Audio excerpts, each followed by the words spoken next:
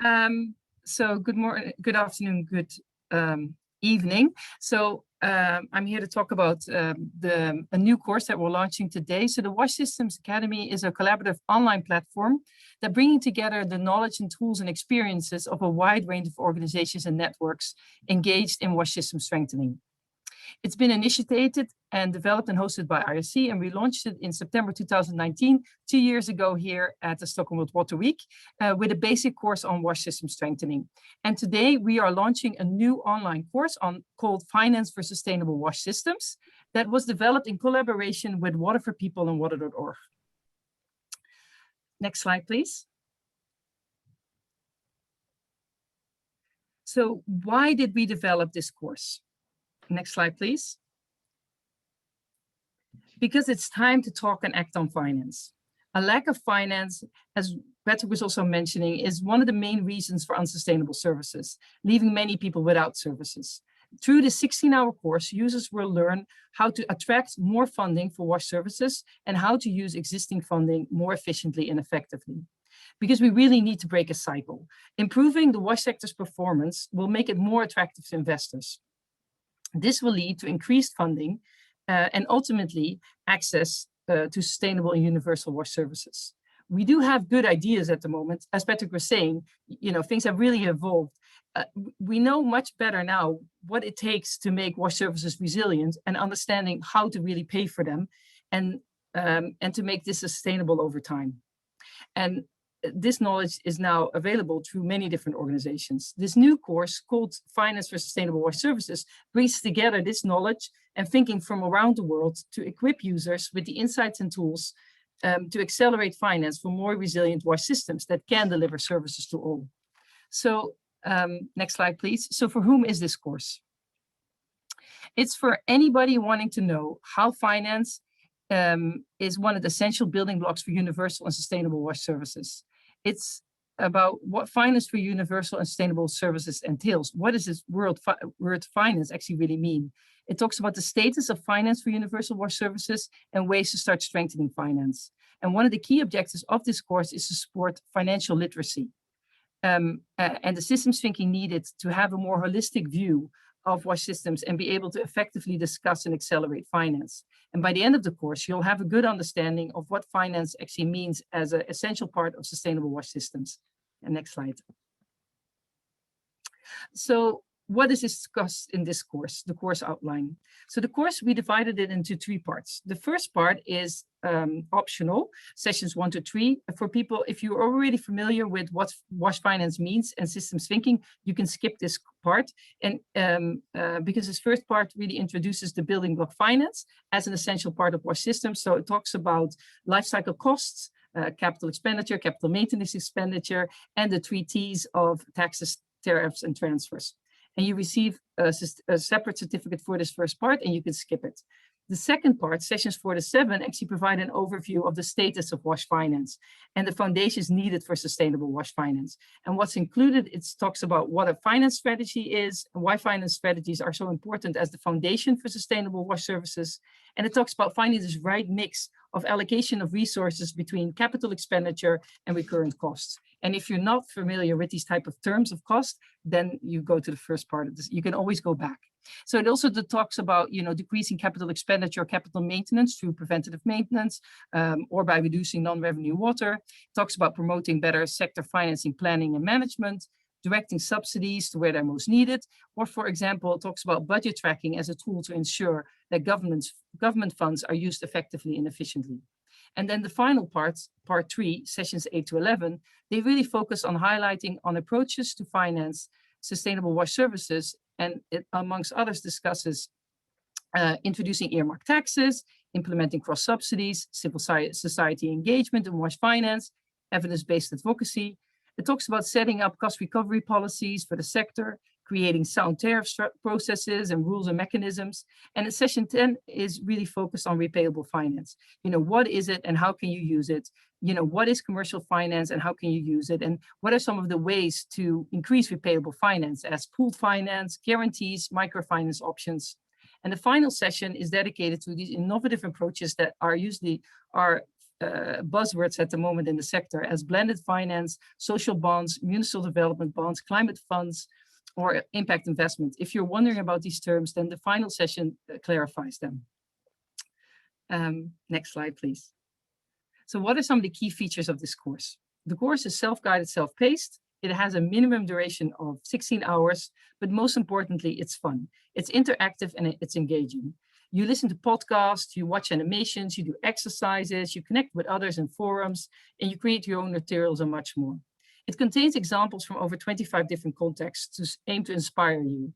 From Romania to India, the United States, France, Ghana, Brazil, Senegal, South Korea, Bangladesh, Vietnam. It really is a global, we pull together all these global examples. You can access it through your laptop or to your phone, and it has offline functionality, and it can be used as part of workshops or on-the-job support. So lastly, next slide, please. So 3 reasons to join us on the WASH Systems Academy. It is a global platform. At the moment, we have users from over 120 countries, and we're still growing. And courses contain examples from many different organizations and countries working towards strengthening WASH systems, towards universal and sustainable WASH services. It's free. And participants recommend our courses and find them useful. So last slide. So how do you register? You go to www.washsystemsacademy.org, you create your own account, and you start anytime, anywhere. And any questions, you can always, of course, contact us. And the course went live this morning. So from now on, it's really available on the WASH Systems Academy. Thank you for your time.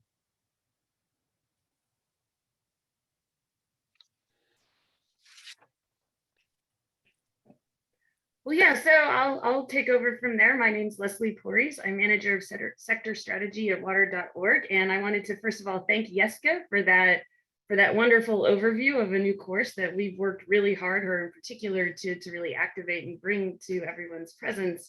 But of course, this whole session is really looking at all of the different courses and options and tools that are available for you. This is one and a very new, exciting addition, but there are a few others. So I wanted to also give a sort of a whirlwind view of some of the other ones that are available so that you are empowered to make the decision that is best for you and your needs. So with that, I'll just sort of move right into that. Next slide, please. Make sure we reserve more time. So again, that was the WASH Systems Academy's finance module is one sort of overarching comprehensive 101, right? So actually we do have another 101 option available that I wanted to highlight that was put out not that long ago by the World Bank. This one is another self-paced e-learning course on water utility financing. And it is targeted more broadly at all water sector professionals, but it is with a focus, as you can see from the title, on water utility. Now, it does provide a lot of overarching concepts. You can see from the slide here, the way it's broken out into 4 modules that also include a final self-assessment. And there is a bigger emphasis on the utilities here and looking at ways to make utilities credit worthy so that they can attract commercial finance as well as sustain their own financial viability moving forward. A lot of us were very worried under COVID, for example, about how many of these utilities would survive when governments were mandating free water, for example. We have one of the developers from that course will be present in the second half of the session, which I will also be leading in terms of unpacking how do you develop courses like this? How do you really address all of the learning challenges for a big group of people? So again, this course, like the WASH Systems Academy, I see that question in the chat, is available for free. There is no cost, only your time for you. I'll move us forward. Next slide, please. Yes. So we covered 2 101 courses. This one is a little bit more conceptual tool, not exactly a course that I wanted to highlight. This is the handbook that was put out last year by Sanitation and Water for All, called Water and Sanitation, How to Make Public Investment Work, a handbook for finance ministers. And while this is oriented, as from the title, at finance ministers, it's really designed to be accessible to a much broader audience, people who work with, support finance ministers who are really looking at ways that they can partner with their country's finance ministers to advance new ideas for financing adequate water and sanitation.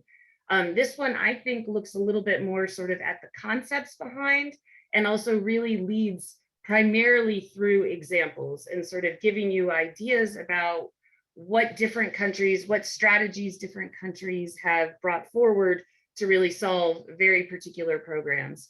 I think what's also really exciting about this tool is that it is available from the Sanitation and Water for All website to be downloaded in English, Spanish, French, and Portuguese.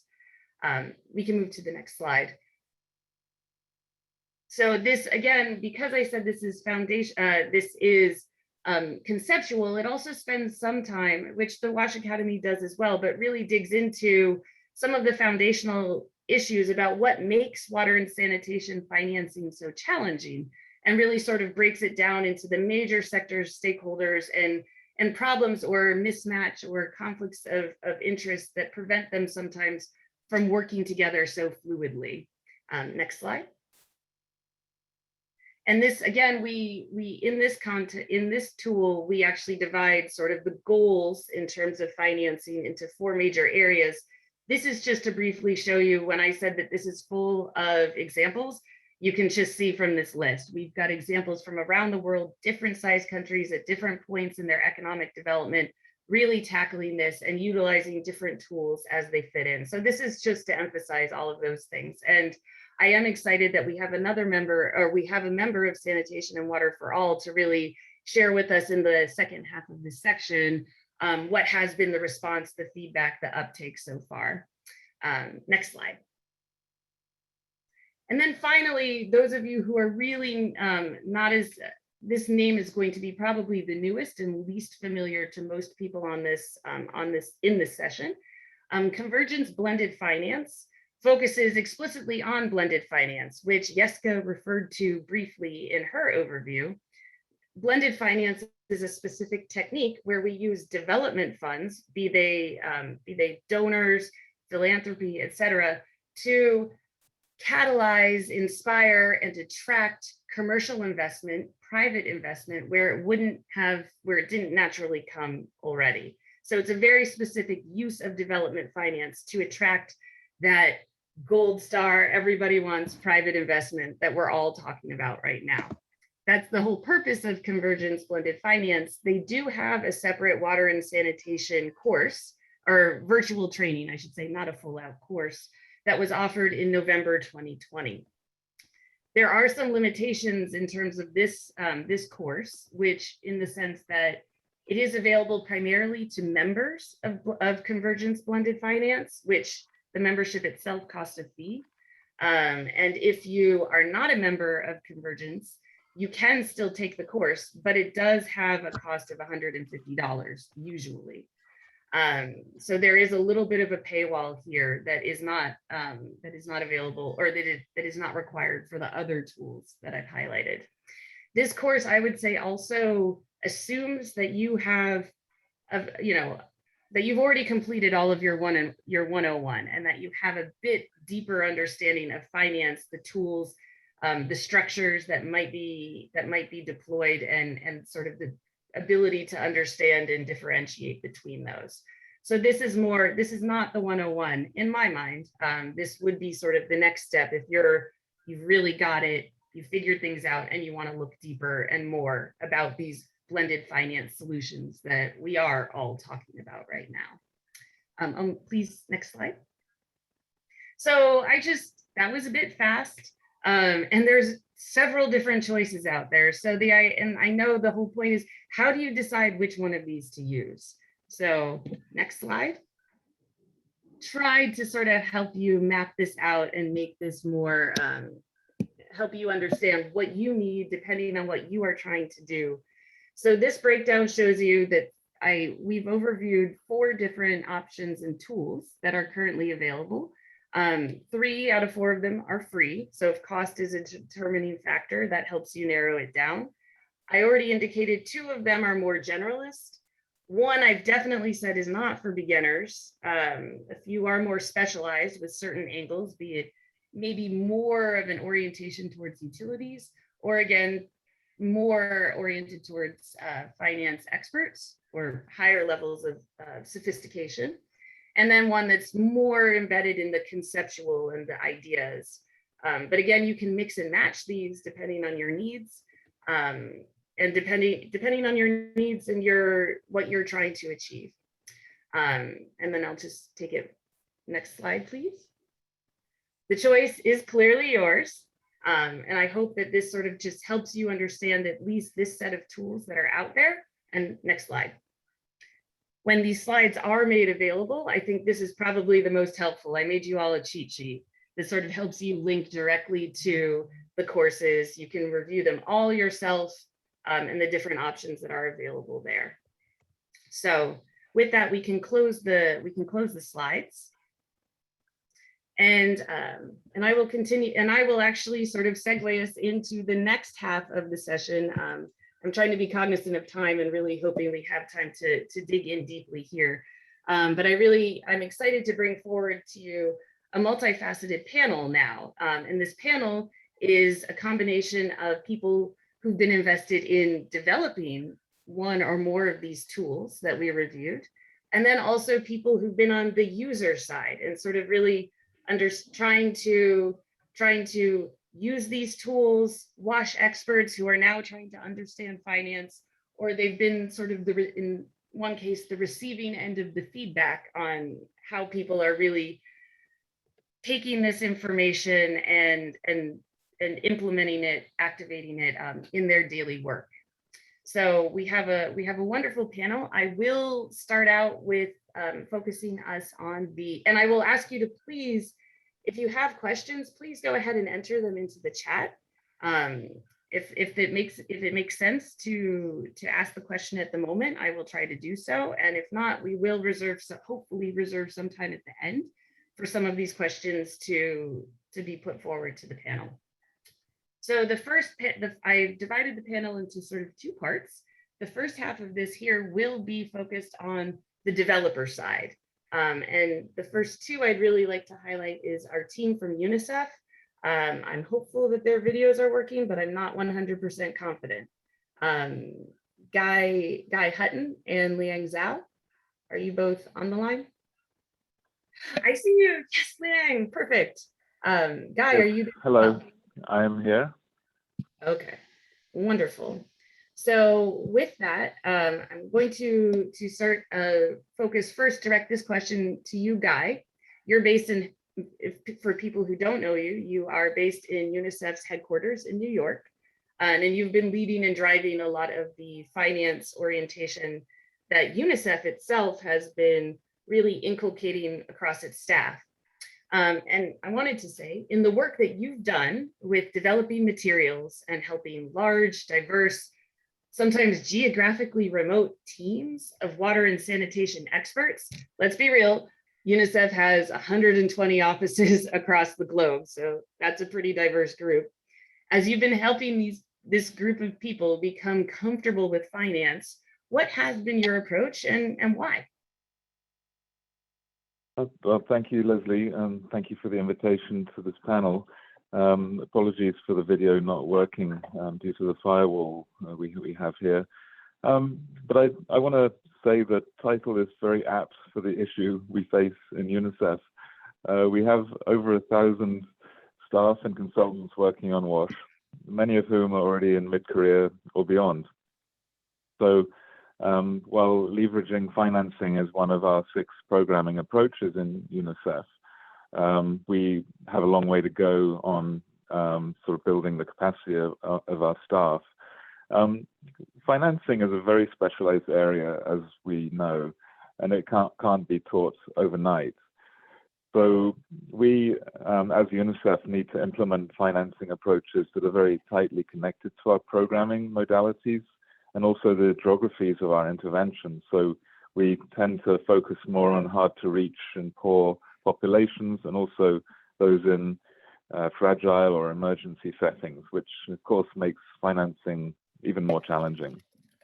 So we have implemented our own internal training programs, which were formerly face-to-face, but now totally online, covering both public and private financing. In May and June of this year, we had over 150 staff enroll in a 6-module course that covered key concepts in private sector financing, as that is an area that we've had a big gap amongst our sort of knowledge base. So I think one thing to recognize, first of all, is the interconnectedness of the financing issue. Even if you're talking private investment, it's not long before we're talking about the investment environment and government policies in particular. So our staff find that they can leverage their existing knowledge and programs and make it relevant for sector financing. That said, however, we have large gaps in our staff's financing expertise. One thing is to understand concepts superficially, but it's another thing to know them deeply and to be able to apply them with confidence and successfully. For example, only 2% of our surveyed staff in 2019 had been trained in the area of bankable projects or identifying bankable financing options, and 78% expressed a wish to be trained in this topic. On climate finance and public finance, it was even higher at 83% of our staff seeking training. So some areas of financing, I'd say our staff feel more comfortable supporting, and many countries implement these, such as costing studies, financial tracking, budget advocacy, value for money, and increasingly of late, sanitation market studies and microfinance initiatives. But more challenging, and areas we intend to explore more in the future, is support to raising finances through bonds, equity investment, guarantees, and market strengthening measures. One such area we see for our sector as a whole is a better understanding of credit risk and measures to improve credit scores, especially of small-scale providers. On these areas in particular, we recognize the need to hire the right expertise, as we cannot develop these skills in hundreds of our staff overnight. So we need to be ready to reach out to the financial sector and attract interest in the wash sector. So the energy and communication sectors did it years or decades ago, and we have to as well. In terms of our training methodology, I'll just say a quick word on that. We're really grappling with getting the online learning environment right. While our regular online webinars do allow some sort of scale because it's costless for people to join, only costs their time, it has many weaknesses. So we need to study this more and right-size the training and target it better with more follow-up to motivate the application of concepts in real-life projects and settings.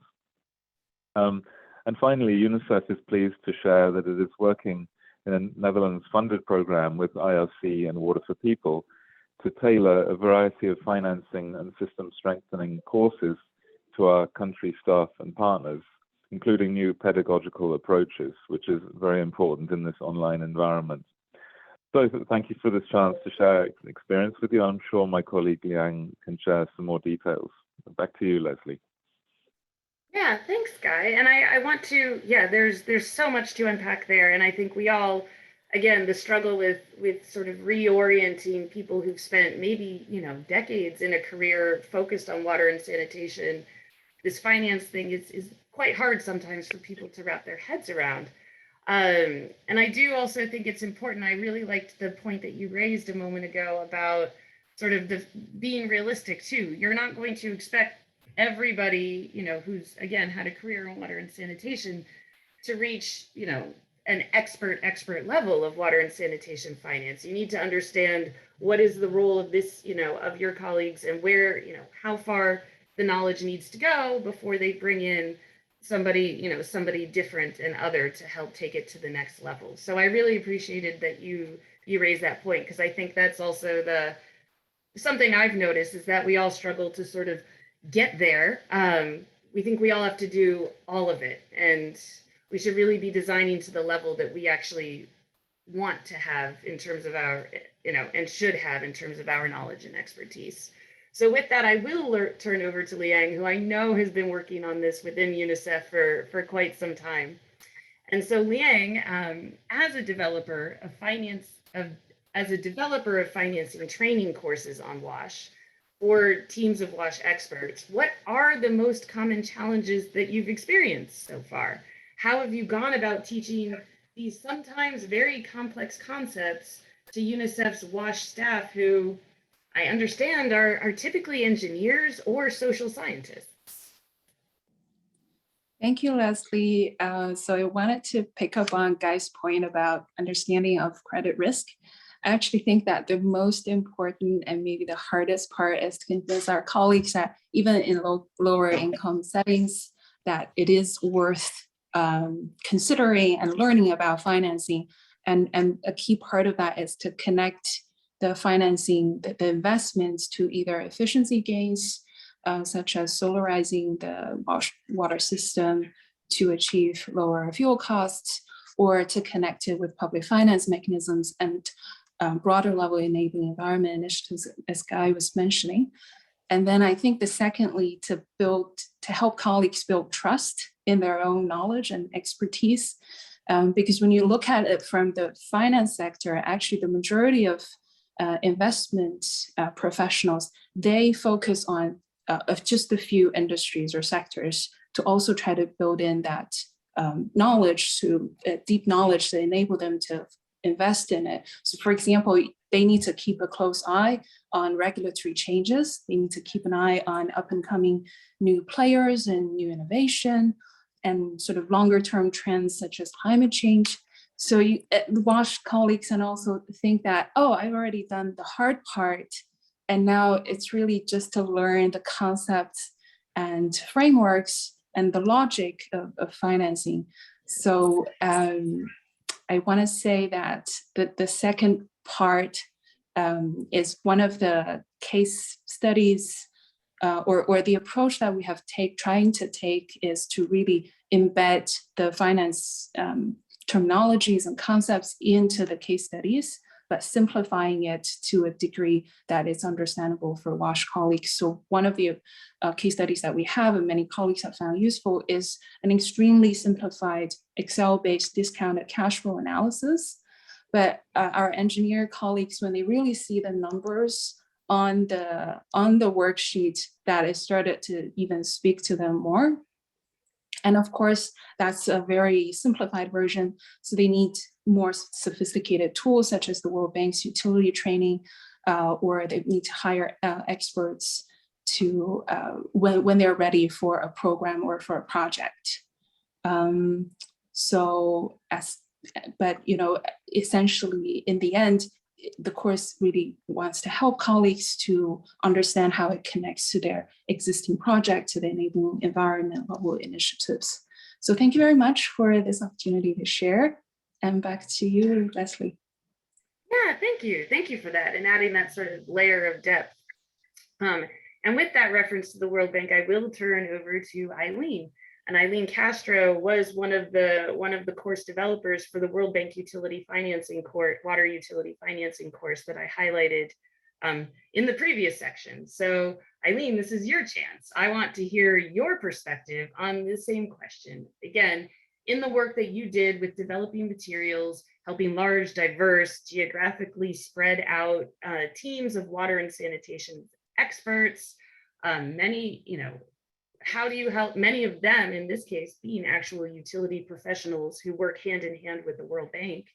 How did they become comfortable with finance? What are their main stumbling blocks? What are the most common questions and challenges that you've experienced? And based on what has been happening so far, would you design these programs or deliver these materials differently in the future? Thank you, Leslie. I'm happy to respond to those questions. Thank you for presenting the e-learning course. So I'll just step backwards to give a bit bigger context on how this started. This course was actually delivered face-to-face in over 17 countries, over 30 times, and participated in by over 1,000 participants, WASH experts, and government officials. So the learning that we had out of that face-to-face delivery is now informing our online course. So there are two parts to it, the water utility financing, which you have presented, and I'd like to let our audience know that there's also a second part, which is on utility creditworthiness. So why did we develop these courses? First, there is lack of appreciation and then action on WASH finance. Many of us know that only 20% of the SDG financing needs are currently met by the combined resources of government, private, and development partners. So our challenge is to speak to the decision makers.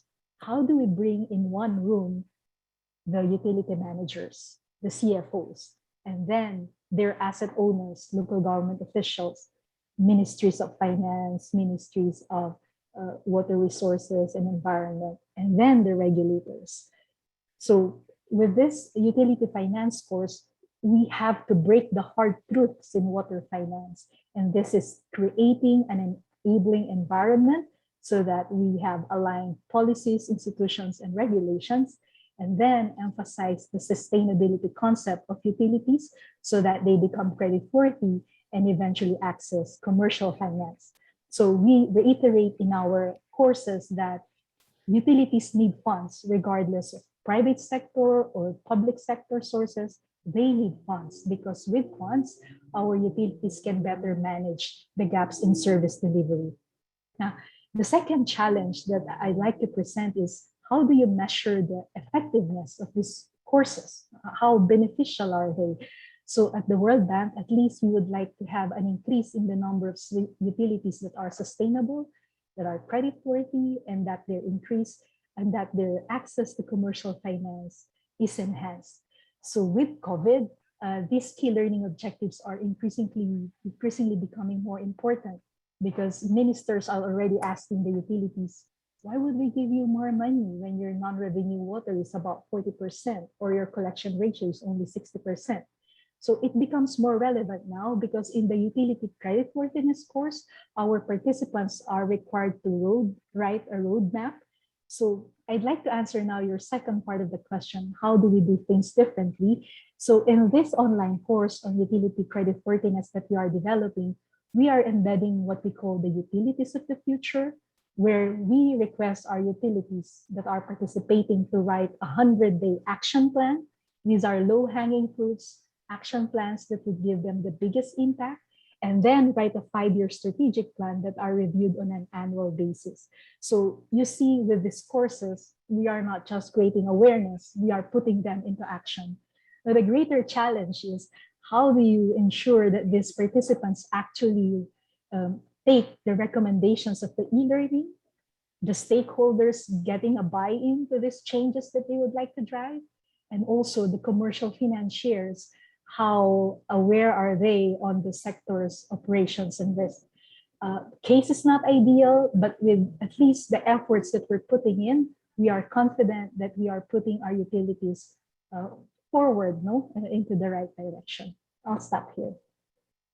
Wow, that's a lot, and I really appreciate that, and that is important. And of course, the transition from in-person to online, there's so much that could be said about that, and I do think hopefully it will come up, maybe even raised by our next speaker, our next panelist, to sort of talk about the integration or maybe what is the right mix. But I also really like what the way in which the World Bank is able to really couple the training with outputs that change their work moving forward, at least hopefully, right?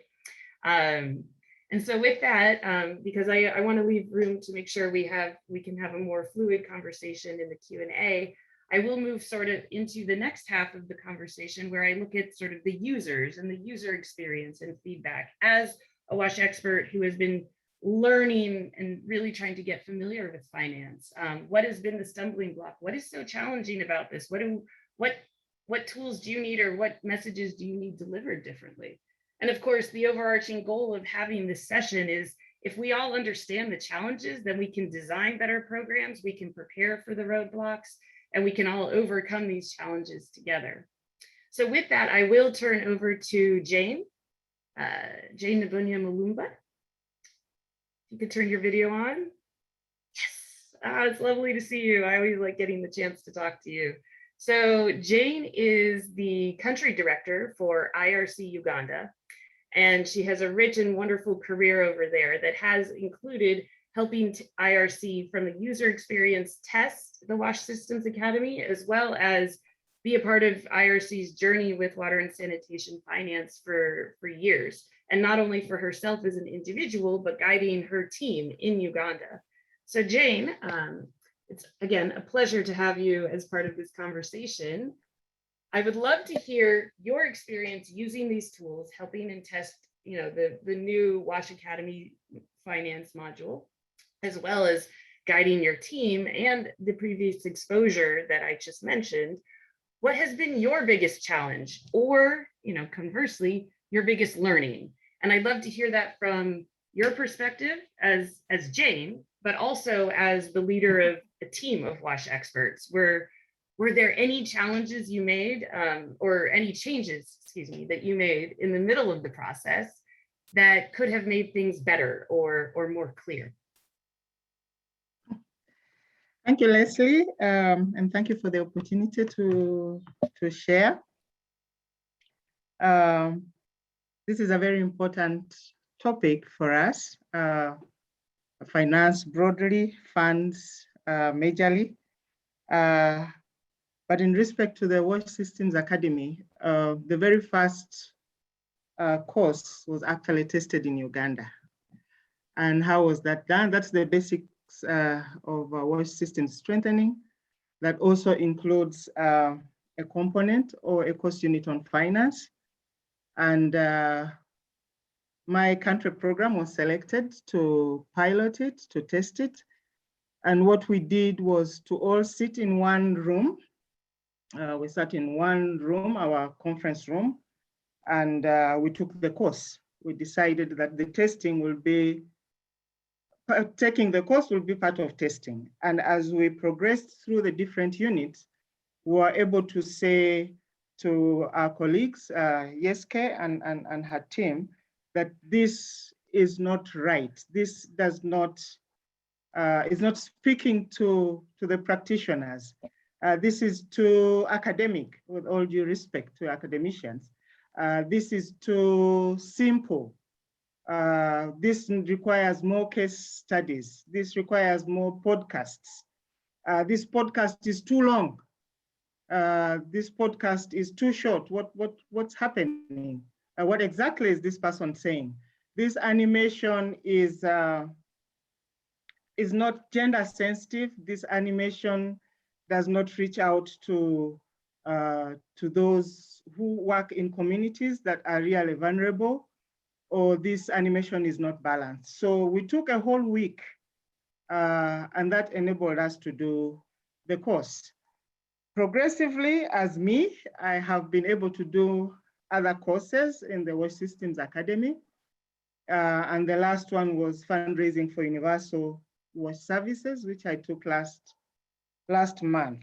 And the learning for me there is when I look at the different finance units in the different courses, because finance is in all, it has been integrated in all the courses. You will find a course unit on finance.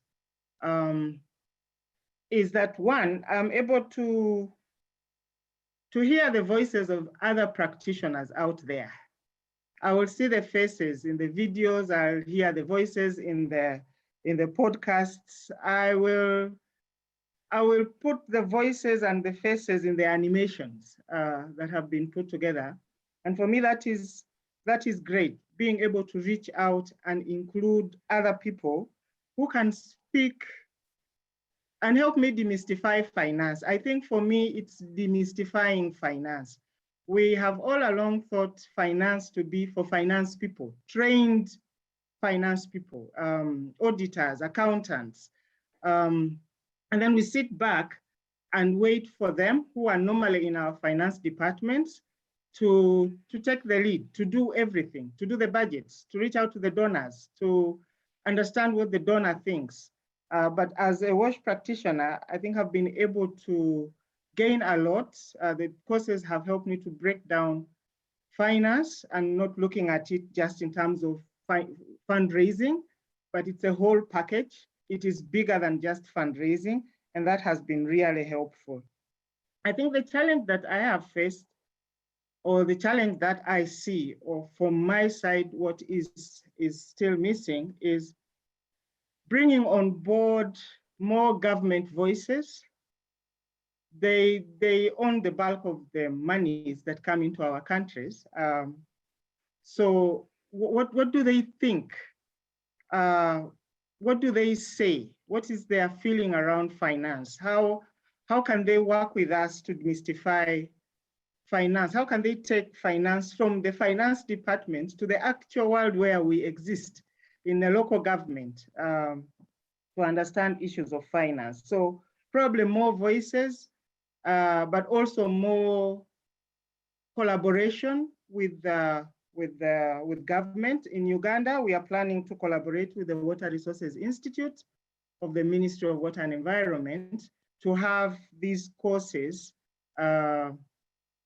conducted in the institute in Entebbe or virtually, and the talks are at a very high level. We should put pen to paper soon, and we're excited about it. Also bringing on board the actual communities, going down to the sub-county chief, to the parish chief, to the chief administrative officer, who is the technical person at the district, to add his or her voice to a podcast. For example, how is the chief administrative officer in my district in Kabarole viewing, or what are his perspectives on finance that goes to wash? You know, very specific examples and very specific thoughts. And lastly, what did we manage to change? What did I manage to change apart from saying this is missing, the grammar here needs to be changed, or this needs to be added? I think what I was able to change was to call for more case studies, more examples from the developing world, if I may say that, from our world, from my world where I sit, to reach out, get more cases, get more examples, and unpack the text, unpack the very big documents that we receive to be able to understand those things. And then Leslie, finally, I think I was also comparing this with a number of other courses related to finance that I had taken, sitting in a class properly, you know, at the Uganda Management Institute, where I did my very first course in finance for non-finance managers for 3 months, supported by the World Bank then under the program of attacking poverty. And then I was scared of finance because I'm not a finance person. But I think that was the first opening. And then when Oxfam and Novib merged, they conducted a course in Moshi, Tanzania, and I was able to also participate, practical financing for non-government organization. And I brought all that to bear with the virtual courses under the WASH Systems Academy. And I believe that progressively, the unpacking of finance is taking place, and it is good. Thank you, Leslie. Right. Yeah, thank you. And I think that's a really good point to raise, is that this isn't going to happen overnight, and that can be progressive. That actually links back to the fact that the variety of tools that we reviewed at the beginning of the course suits different needs in different stages along someone's learning journey. Right, so thank you so much for that, Jane. We are running a little low on time, so with the remaining time we have, I don't actually see hardly any questions appearing in the chat. So if you have some, you know, might be your chance to get them in. But I do want to turn us over to Moyet Sitali, who is head of government engagement at Sanitation and Water for All Partnership, which I think many of us know affectionately as SWA.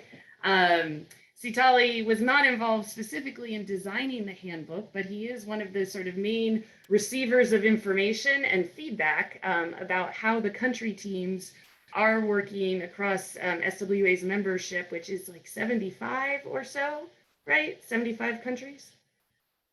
And really working with with the teams there to work with finance ministers to utilize the handbook, be inspired by the handbook, make changes. So Sitali, I welcome you here, and I really welcome any information you can share. I don't think I'd want to be on the feedback end of any undertaking so large, personally. So thank you for playing that role, because it is a quite important one. Please do share with us what you've been hearing back.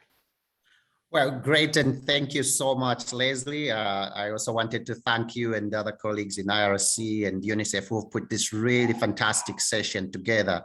I think it's extremely timely for us to take a step back, just know what is out there, and then know how we can make the best use of what's available. And as you pointed out, we have the Finance Handbook, or the Handbook for Finance Ministers, which was quite a compact product, providing examples from different aspects of the water, sanitation, and hygiene financing spectrum.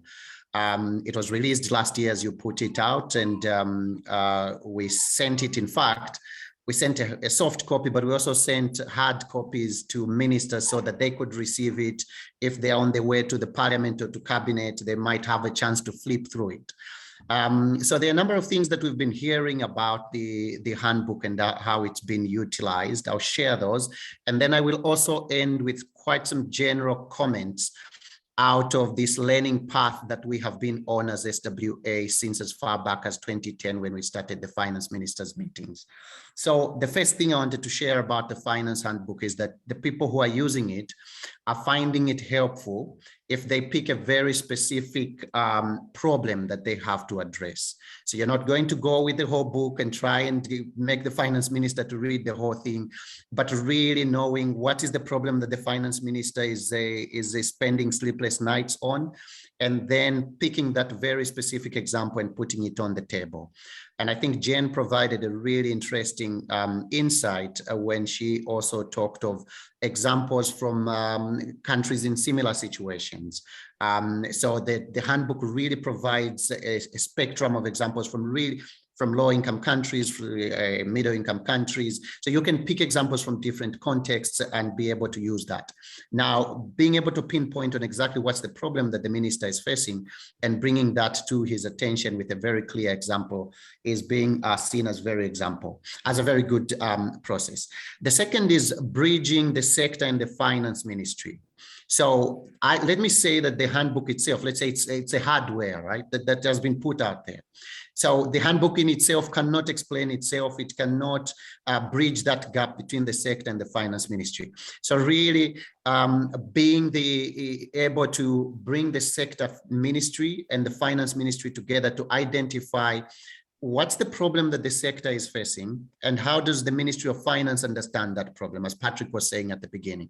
So as a follow-up to the handbook, we've been able to have discussions with a lot of countries, in excess of 10 now, where we're discussing what's the problem from the sector's perspective and what's the problem from the finance ministry's perspective. So then you go into the details of tariffs, you go into the details of taxation, repayable finance, and et cetera, et cetera. But then you realize in the process that the softer issues are what you have to deal with. So the hardware, which is the book, is good, but then the softer issues of what Patrick was saying, the misunderstanding of terminologies, the politics of how this works. You might find that maybe most of the actors are actually agreed about one issue, but maybe it's one constituency of actors that is not agreed, and that is holding the minister back from acting. So the minister might agree with what's in the handbook, but they may be having a difficulty with one constituency that's not agreeing with one specific issue. And then just 4 things that the handbook is also helping with in terms of showing a proof of concept, having an idea and showing that it can work. Out of that proof of concept, inspiring action. I was just hearing from a colleague today who was saying that it inspires ministers to act. The handbook inspires ministers to act. Examples in there provide this inspiration, which is good. And then it also provides a guide on how to navigate the problem. The examples are not very exhaustive, so if the ministers are interested, they can get into the details to know that a little bit more. I also heard from somebody who said they've used it in engaging people who are campaigning, so that they're campaigning for political office, to be members of parliament, and taking the handbook to those people and speaking to them about what's in the handbook, and reviewing even political party manifestos to find out what's in the political party manifesto, and having discussions with the political party for them to actually see how they can use the handbook if they come into power, or if they get a seat in parliament, how they can actually use it to debate in parliament. So that's also one way in which this has been useful. Let me end by a few things coming out of the lessons that we've done in the past. And this was done, a research was done involving SWA and 7 senior officials from finance ministries way back in 2013. It was done at UNC, led by Clarissa, who most of you would know. But there were a number of things that came out of that discussion, which I think are very linked to the discussion we're having today. Number one, the process of engaging finance ministries, or even just our own ministries, it's a very complicated process. It can be complex. So a few things that are really key for us to note at the political level is that the people who engage with the ministers, they don't want to overwhelm their ministers with ad hoc briefings, or so therefore information should be well timed. So if we have a handbook, or if we have these materials that are out there, how do we package them so that they can be useful to ministers? So the timing is very important. It needs to be well orchestrated and planned so that it doesn't seem ad hoc. One thing that was also in this research that came out in 2013 was that the ministers do not like these briefings that are flat. That was the word that we used, flat briefings. And I was curious to know, what does this mean? Well, so what was put in this research was that they don't have to be full of statistics, full of numbers. While finance ministers would love the numbers, let us be careful that we do not utilize the numbers. They are people as well, so let's give them stories of change. Let them hear inspiration out of a community that actually has made it and is seeing the benefits. And then finally, we need to develop a supportive relationship with the finance ministry and other sectors that are involved in this process. One final example from Zimbabwe, which has actually, I'm sorry. Yeah, I'm sorry. I'm going to shut you down right now to send it back over to Patrick to close. We are at 4 o'clock, and they will shut us down at exactly 4:02. Oh, my time. So, Patrick, thank you so much for your contribution, and thank you to all of the panelists. I think this has illuminated so many things for me personally. But Patrick, please share your thoughts and help us close down. Oh my goodness, so sorry to been cutting you off, Satali, at the end like that, but thank you very much. I think that was a masterclass in the reality. We can all learn the language, but the reality is we're going to have to use that language in a convincing and appropriate way, as you've been setting out for us at Satali. So I think that was a perfect place to close. And just, let's all remember, there is no magic money tree. That's one of the things that's frustrated me most about some of the discussions on finance over the last few years. This idea that somehow there's this magic pile of money up there in the sky that's just going to be pulled down to us. It's not like that. The hard work continues. The way we get the money is we reform ourselves as a sector. We become more professional. And as part of that, we learn to think and talk about money.